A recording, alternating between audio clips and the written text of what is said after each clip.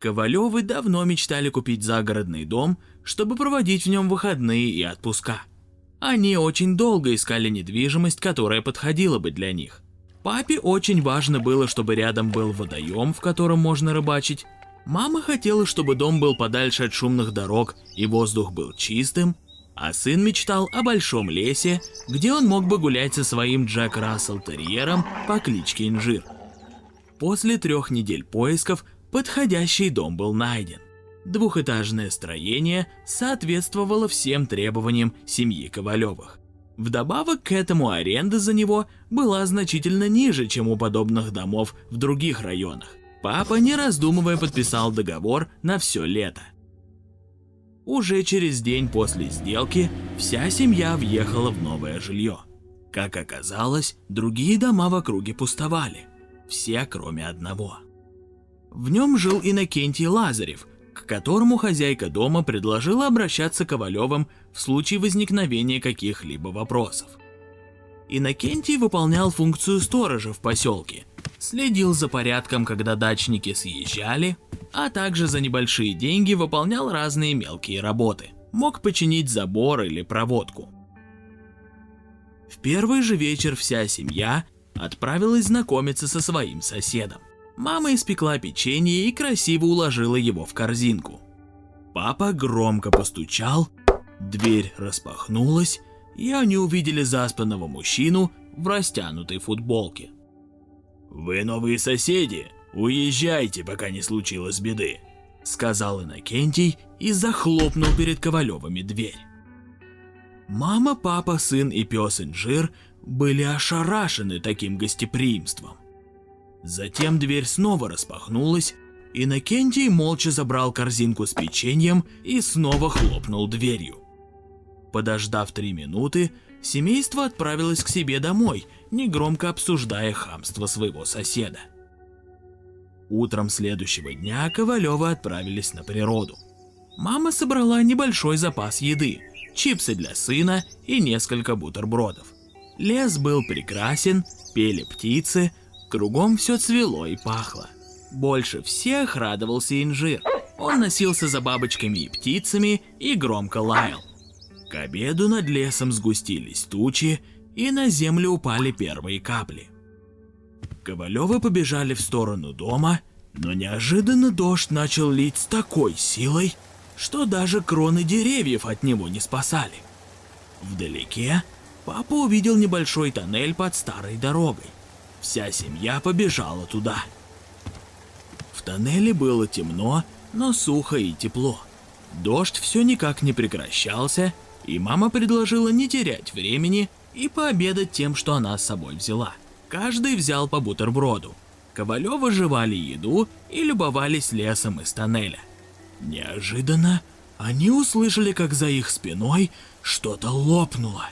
Вся семья вздрогнула и переглянулась. «Кажется, кто-то открыл мои чипсы», — сказал сын. И тут они услышали хруст и чавканье. Одновременно они повернули голову, но ничего не увидели, так как в тоннеле было темно. И тут папа сказал, что по его предположению тоннель не длинный, и по идее они должны были видеть его окончание и свет с другой стороны. Но там была непроглядная тьма. Хруст прекратился, и из темноты к ним протянулись 2 большие бледные лапы. Инжир громко залаял и зарычал. Шерсть его встала дыбом. Мама достала телефон, включила фонарик и направила его в темноту. В тусклом свете они увидели большую грустную морду какого-то неизвестного им существа, рот которого был в крошках от чипсов. Это создание приоткрыло глазки и тихонечко заскулило. Все были поражены тому, какое же оно милое. Даже Инжир перестал рычать. Завиляв хвостом, он подбежал к незнакомцу и облизал его морду. Сын медленно подошел к монстру и протянул ему недоеденный бутерброд. Монстр неуклюже взял его лапой и по чуть-чуть стал откусывать маленьким ртом. За короткое время Ковалевы скормили грустному незнакомцу всю еду, что у них была. Дождь закончился, и пришло время возвращаться домой. Существо выползло немного вперед и провожало маму, папу, сына и инжира грустным взглядом, перебирало лапками и грустно скулило. Около своего дома они встретили Иннокентия. «Где вы были?» – спросил Иннокентий, но папа ответил, что это не его дело. Сосед еще раз предупредил их о том, что нужно быть осторожными в лесу, и лучше бы туда вообще не соваться. А собачонку рекомендовал держать на поводке. Ковалевы быстро прошли к себе в дом, стараясь не обращать внимания на странного соседа. На следующее утро семья обнаружила, что инжир пропал. Собаки нигде не было. Сын бегал по поселку и громко его звал, но пес не откликался. Мама предположила, что, возможно, инжир убежал к тому существу, которое они вчера встретили и которое пес так полюбил. Недолго думая, Ковалевы побежали к тоннелю под мостом.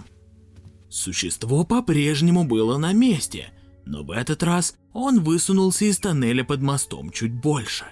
Он красиво сложил свои мягкие лапы, сверху которых положил свою голову с милой мордочкой и что-то усиленно пережевывал. Сейчас, когда они видели его при дневном свете, они смогли увидеть, что их новый знакомый был гладкий, бледный и в складках, отдаленно напоминая жирную гусеницу или червя. Не чувствуя никакой опасности, Ковалевы побежали к нему, громко выкрикивая имя пса. Монстр обрадовался семейству, рыхлые щеки растянулись в улыбке, а глаза превратились в щелки. Сын Ковалевых подошел и спросил его, не видел ли тот инжира. В эту минуту существо стало издавать какие-то странные звуки, и всем показалось, что оно сейчас им что-то скажет. Но вместо этого монстр подался вперед, вылез немного из тоннеля и стал улыбаться еще шире. А потом еще и еще. И вдруг его рот растянулся далеко по бокам, а глаза перестали быть маленькими щелочками. Они стали выпирать. Ковалевы замерли в изумлении. Верхняя часть монстра, как кожура банана, неожиданно задралась вместе с мордой куда-то вверх, достав до края дороги, под которой лежал червь, и неожиданно Ковалевы увидели уродливую красную морду с зубами и выпученными глазами. Сын закричал и попятился назад, но в эту минуту челюсти червя разомкнулись, и оттуда вырвался длинный липкий язык и обмотал ребенка за пояс. Слюна обильно стекала из его рта, и вместе с ней из пасти выплыл и поводок инжира. Ковалевы поняли, что монстр съел их пса, а теперь пытается сожрать и сына. Мама схватила подростка за руки и тянула изо всех сил. Папа в это время начал бить палкой по языку, который мертвой хваткой держал их ребенка. Они громко кричали и старались высвободить сына, но ничего не помогало. Монстр подтащил подростка к рту и разинул пасть, чтобы проглотить его. Но челюсти почему-то не смыкались, а морда вдруг задралась вверх. Папа поднял глаза и увидел, что на мосту над тоннелем стоит Иннокентий. Он схватил монстра за лживую добрую морду, которая задралась и болталась на уровне дороги, и тянул вверх, не давая ему сомкнуть челюсти. За поясом у соседа был топор. Мама побежала к нему, так как монстр был сильным и мог вырваться в любую минуту.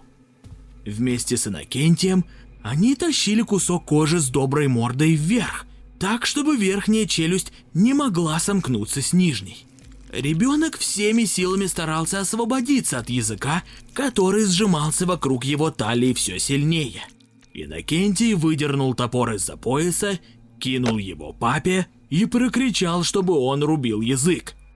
Недолго думая, отец стал рубить туго натянутый язык. Лезвие топора отскакивало от него, не нанося повреждений. Монстр почти дотащил сына, который цеплялся ногами за землю, до своих острых зубов. А кусок кожи, который удерживали мать и Иннокентий, медленно выскальзывал из их рук.